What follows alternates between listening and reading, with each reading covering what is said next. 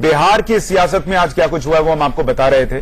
जिस तरीके से नीतीश कुमार ने इस्तीफा दे दिया है अब से थोड़ी देर पहले, कुछ घंटों पहले कहिए, और उसके बाद लालू यादव ने भी एक प्रेस कॉन्फ्रेंस करके साफ कर दिया है और उन्होंने आरोप लगाया है कि नीतीश कुमार और बीजेपी की सेटिंग हो गई है और उन्होंने विकल्प सुझाया है कि आरजेडी, जेडीयू और कांग्रेस के विधायक मिलकर एक नया मुख्यमंत्री चुन लें, जिसकी संभावना कम दिखती है।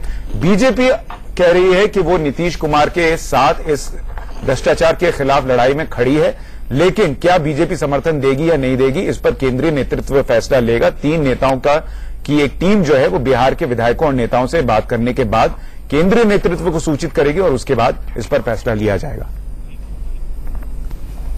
जी, और इस पर लगातार हम बने हुए हैं। दीपक, एक बात जो हम लोग लगातार डिस्कस कर रहे थे कि इस इस्तीफे का मतलब सिर्फ और सिर्फ इस वक्त से जोड़कर नहीं देखा जाना चाहिए। 2019 का चुनाव, 2020 का चुनाव और महागठबंधन जो बिहार में बहुत सक्सेसफुल रहा था उससे जोड़कर भी देखा जाना चाहिए।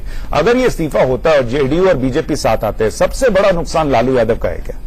देखिए, मैं आपको एक बात कहता हूं कि लालू यादव का तो नुकसान है, लेकिन सबसे बड़ा नुकसान अगर किसी का कहूंगा तो मैं कहूंगा कांग्रेस का है। क्योंकि कांग्रेस की जो एक हसरत है कि महागठबंधन किसी तरीके से बच जाए, वो महागठबंधन फिर बच नहीं पाएगा। हुआ दीपक ये कि बिहार में कांग्रेस की जमीन बड़ी कमजोर थी, 5 सीटों से 27 सीटों पर आ गई थी। कांग्रेस के पास वहां कोई आधार है नहीं।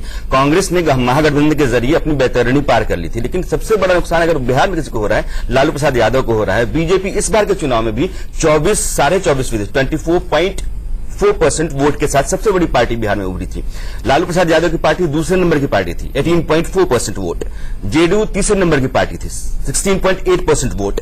बीजेपी इसके बाद भी, महागठबंधन के बाद भी सबसे बड़े दल के तौर पर उभरी थी। अगर बीजेपी और जेडीयू साथ रहते हैं तो बिहार में लालू प्रसाद यादव का सियासी जो भविष्य है कभी दुरुस्त नहीं हो सकता है, वो शायद खत्म हो जाए।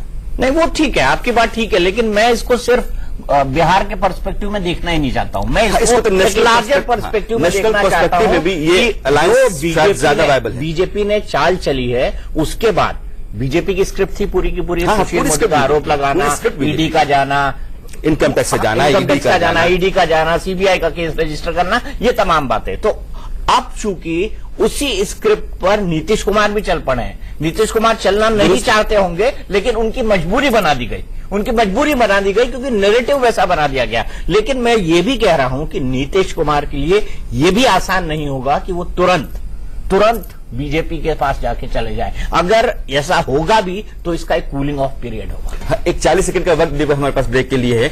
होता ही है कि नीतीश कुमार, राजनीति में हमेशा ऐसा ही होता है कि समय संभावना के मुताबिक आप फैसले लेते हैं। नीतीश कुमार ने 2013 में जब बीजेपी से अपना साथ छोड़ा था तो मोदी के आधार पर छोड़ा। उनको ये लगना ही रहा था कि मोदी इतनी तूफान के साथ आएंगी, इतनी सीटें लेकर के आ जाएंगे और प्रधानमंत्री बन जाएंगे, इसलिए उन्होंने बिहार में अपनी राजनीति को बचाए रखने के लिए मोदी के नाम पर अपने आप को बीजेपी एनडीए से अलग कर लिया था। लेकिन अब उनको लगता है कि मोदी के साथ रहने में उनकी राजनीति की भलाई है, बिहार में भी और केंद्र में भी। इसलिए मोदी के नाम पर, मोदी की जो राजनीति है और नीतीश कुमार की राजनीति है, भ्रष्टाचार के मामले पर, कुछ उसूलों के मामले पर वो एक साथ से दिखाई पड़ती है। नीतीश कुमार को मोदी के साथ चलने में अब शायद दिक्कत नहीं है, इसलिए अब लगता है कि गठबंधन जो है टूटे और वो वहां से बाहर निकले, उनको सुकून मिलेगा। मैं मानता हूं दिक्कत नहीं है, लेकिन नीतीश कुमार को थोड़ा वक्त लेना पड़ेगा बीजेपी के साथ। अगर वो तुरंत लालू को नरेशन बच जाएगा, जाहिर सी बात।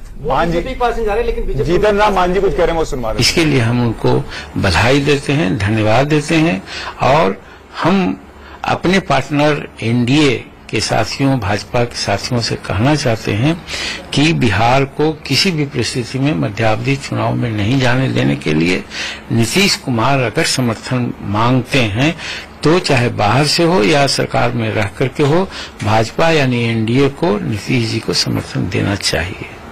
लालू जीतन राम मांझी को आप सुन रहे थे, बिहार के पूर्व मुख्यमंत्री हैं, एक वक्त जेडीयू में थे, अब उनकी